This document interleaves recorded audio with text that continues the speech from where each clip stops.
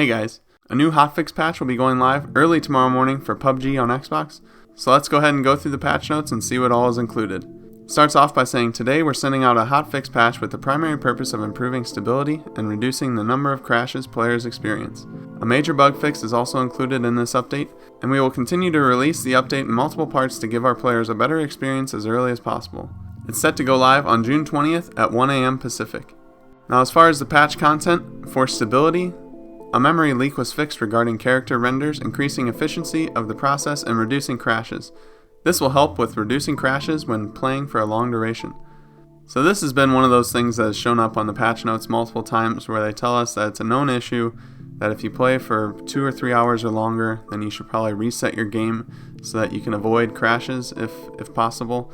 And even then you can still crash, but one of the major issues was if you played for a long time, you would end up eventually crashing mid-game, which is kind of a bummer, so they wanted you to restart it. So hopefully after this patch we won't have to do that anymore. To explain this in more detail, each time a scene was changed, start screen to lobby, or lobby to endgame, the memory being cached for the character rendering was leaking. This means that the cached memory wasn't being released, reducing the amount of available memory every time a scene was changed. In-game, the memory is cached for every character within 1 kilometer radius around you. This meant that when you died, causing a scene to change back to the lobby, the cached memory was leaked for all characters within a 1 kilometer radius around you and became unusable memory. When transitioning to different scenes to and from the lobby, cached memory for up to 4 characters was being leaked, depending on the party size.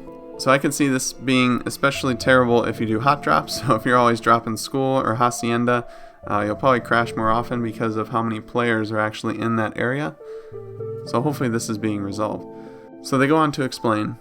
This means that upon entering a new game, returning to the lobby or start screen, each time the amount of available memory will be reduced until reaching the out of memory phase, which increased the probability of crashing. Simply put, character renders stored in the cache memory weren't being released from the cache correctly, causing large amounts of memory to become unusable, and over time, this would cause the game to enter the out-of-memory phase unnecessarily, increasing the probability of crashes. Now another thing under stability is the level streaming process. We've made improvements to level streaming logic, which will reduce crashes. The process of loading resources while simultaneously offloading the oldest stored resources has been made more efficient. The total number of resources stored has been lowered. Now they told us that with every single patch, this level streaming process would actually get better, so we'll just have to wait and see. You guys, I'm sure, will let me know as soon as you guys fire this thing up and play a game. Just let me know if you're on the OG Xbox or Xbox One S, if your buildings seem to be rendering faster, or if you don't have as many issues, just let me know. Now as far as bug fixes, they fixed a bug where vehicles would sometimes lift off the ground and spin rapidly, and I've seen that quite a bit. It's a pretty funny bug, but it's pretty annoying at the same time. Our number one priority is to improve performance and stability. Today's update brings meaningful improvements to stability, reducing crashes, especially over long gaming sessions. This doesn't mean that all crashes will be gone. There are still many causes of crashes which we're working hard to fix as soon as possible. Performance improvements are still fully focused by our engineers, and we hope to have it improved as soon as possible. Based on player feedback, we're prioritizing improvements to increase performance at the start of the game when landing, as well as when driving vehicles. We'll keep you updated with our progress as we work towards the next patch/hotfix. Going forward, we will be providing more frequent updates to improve performance, stability, and to fix important bugs. We'll be pushing these updates as soon as they are ready to go, rather than waiting to include many different improvements in one major update. Thanks, PUBG Xbox team. Now we do have another patch coming next Tuesday, I believe, which would be the 26th of June, and that is supposed to include just a whole bunch of things. It might even include some new features. Now, I want to stress again that different teams work on different parts of the game. Not every developer is able to work on the stability or the crashing. They might have a different focus, like improving certain textures or improving different parts of the game that they want to add, but not every developer in the studio is working on stability and crashes, even if you want them to.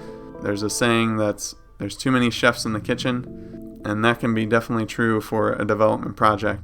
So we kind of just have to be patient. If you do love the game, I know we've been through a lot. We've been patient, and hopefully our patience will pay off eventually. We just gotta keep hoping that with each patch the game is going to get a little bit better and not worse. And hopefully this level streaming process actually does improve like they say it will, And then if that does, it's going to make the game a whole lot better throughout the entire match, not just at the beginning. But yeah, that's it for the patch notes. One quick thing, I wanted to just throw a quick shout out to everyone that tuned into my live stream the other day. I wanted to test something out. I wanted to see how everything worked, and we had some hiccups at the beginning. I couldn't talk to you guys, but we eventually figured that out. We got a few good matches in. We actually won 2 squad matches in a row. So if you weren't able to check it out, definitely stay subscribed to my channel. Maybe hit the bell so you get notified. All that other stuff that people say. But I think if you are notified, then when I go live, it'll tell you that I'm going live, and then that'll give you a chance to actually play. Because when I do live stream, obviously I'm not the best player, so I'm not trying to impress everybody with my skills and just gain subscribers that way. What I want to do is I want to play with you guys. So I know a lot of people ask me, hey, can I play a couple matches with you? Hey, can we squad up? Do you need another teammate? And usually when I'm playing PUBG, I'm playing when my friends are on. But if I do live stream, I'm exclusively going to be playing with you guys. And I'll just play with anyone that wants to play in the chat. So if you're in the chat and you tell me your gamer tag when I ask for it, then I'll invite the first 3 people. And then if there's more people that want to play, we'll switch people in and out if it's a long enough match. If it's a really quick death, we might throw the same people into the same game again. But if it's a long match and more people want to get in, I'll switch people in and out. And that way everybody gets a chance to play, everybody gets a chance to squad up. It was a lot of fun. We got 2 wins in a row. Unfortunately, the playback of that didn't have audio. I'm not sure exactly why, but I did another test last night, just a private test. And this morning I was able to see that the audio was working. So hopefully I got that ironed out too. I got the subscriber notifications set up, the tips notifications set up, so that if I'm lucky enough that anybody decides to donate or tip, which obviously is not required in any way, but if you do want to throw that my way, it's much appreciated. But I do have the notifications set up, hopefully, so that if something does go off, it's seen on stream and then I can properly address it.